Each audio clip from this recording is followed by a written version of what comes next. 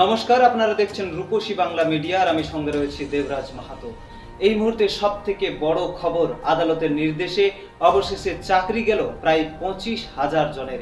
এসএসসির নিয়োগ দুর্নীতি নিয়ে দীর্ঘদিন ধরে মামলা চলেছে আদালতে, বিভিন্ন বেঞ্চ বিভিন্ন আদালতে সেই মামলা ঘুরে অবশেষে হাইকোর্টের নির্দেশে প্রায় 25,000 জনের চাকরি বাতিল হয়েছে। এই নিয়ে ইতিমধ্যেই সারা রাজ্য জুড়েই চর্চার বিষয় উঠে হয়েছে। বিভিন্ন রাজনৈতিক মহলে এটা এখন অত্যন্ত চর্চার বিষয়। পাশাপাশি দীর্ঘদিন ধরে যারা যে সমস্ত চাকরি প্রার্থীরা আন্দোলন করে গেছেন তাদের ক্ষেত্রেও কিন্তু অনেকটাই আশার খবর। তবে নিয়োগ দুর্নীতি নিয়ে এই বড় রায় আদালতের কি প্রভাব ফেলবে আগামী লোকসভা নির্বাচনে, সেটা কিন্তু অবশ্যই দেখার। তবে এই বিষয়ে কি বলছেন রাজ্য বিজেপির সাধারণ সম্পাদক তথা পুরুলিয়া লোকসভা আসনের বিজেপি প্রার্থী জ্যোতির্ময় সিং মাহাতো, শুনুন।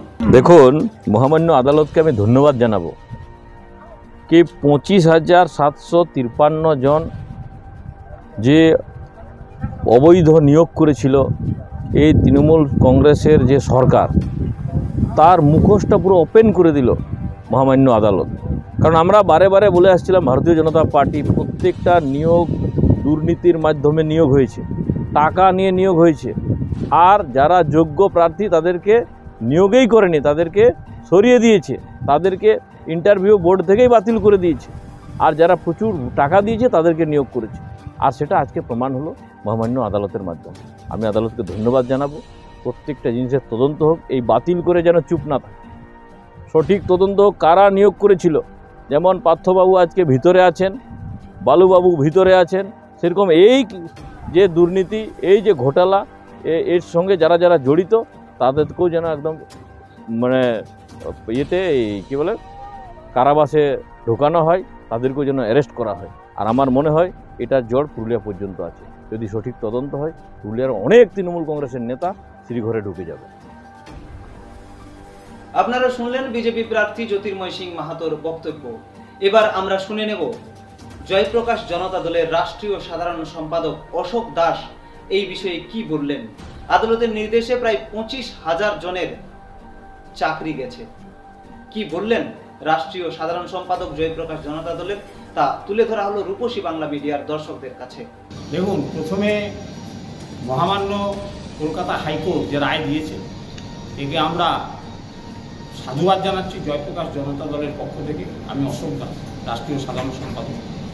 তার সঙ্গে সঙ্গে ভারতবর্ষের গণতন্ত্র রক্ষা এবং ভারতবর্ষের মানুষের ন্যায় বিচার পাওয়ার এবং এই দুর্নীতির বিরুদ্ধে যে ঐতিহাসিক রায় কলকাতা হাইকোর্ট দিলেন, এর জন্যে আমরা মহামান্য বিচারালয় এবং তার যে যারা বিচারকগণ সকলকে নমস্কার এবং শ্রদ্ধার সঙ্গে তাদের আমরা স্মরণ করছি এই ঐতিহাসিক রায় দেওয়ার। তার সঙ্গে সঙ্গে একটা কথা বলব যে এই যে 25,700 উপরে যে এই নিয়োগ বাতিল হলো, তার সঙ্গে সঙ্গে যারা এই দুর্নীতির সঙ্গে যুক্ত সেই সকল যাতে তাদের সিবিআই তদন্ত করে তাদের দরকার হলে কাস্টডিতে নিয়ে বিচার করার, তাদের সঙ্গে কথাবার্তা বলে সত্য জানার যে রায় দিয়েছেন, আরও একটা ঐতিহাসিক রায়। কিন্তু তার সঙ্গে সঙ্গে বলবো এই যে 1000 দিনের বেশি যে ছাত্ররা এই ধর্মতলায় গান্ধীমূর্তি তলায় বসে আছে, মাননীয় বিচারালয় ছাড়া কেউ এদের চাকরি দিতে পারবে না। কারণ সরকার নিজেই দুর্নীতির মাকে ডুবে আছে। সরকার হয়তো আরও ছলাকলা করে এদের আরও দেরি করার চেষ্টা করবে চাকরি দেওয়াতে, কিন্তু মহামান্য আদালতই একমাত্র এদের ন্যায় বিচার দিতে পারে, এই ছেলেদের চাকরি দিতে পারে সেই।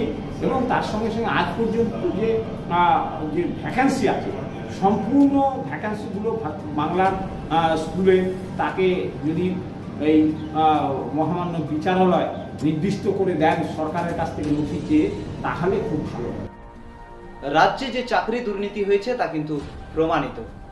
অবশেষে প্রায় 25,000 জনের এসএসসিতে নিয়োগ হওয়া প্রায় 25,000 জনের চাকরি বাতিল করেছে আদালত।